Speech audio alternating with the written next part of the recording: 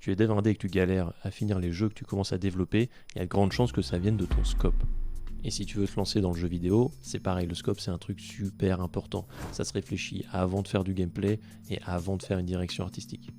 Et en gros, le scope c'est quoi? Et ben en fait, c'est l'objectif que tu te fixes et l'ambition que tu prévois pour réaliser cet objectif. L'objectif, ça peut être seulement un genre de jeu ou même une idée un peu plus concrète de ce que tu voudrais faire. Et l'ambition, ça peut être le temps que tu te prévois pour finaliser le projet. Pour finir, je te donne un dernier exemple avec comment moi j'ai appliqué ça pour mon jeu. En gros, je suis parti d'une idée très simple.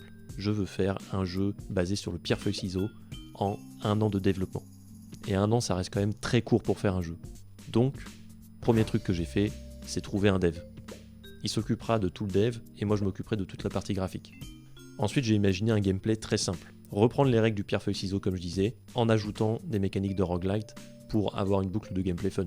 Et pour finir, j'ai décidé de partir sur une direction artistique plus complexe, qui va prendre plus de temps, mais en contrepartie, je vais faire peu d'éléments graphiques. Le jeu va se faire sur 2 décors maximum, avec quelques personnages, une trame narrative, et c'est tout.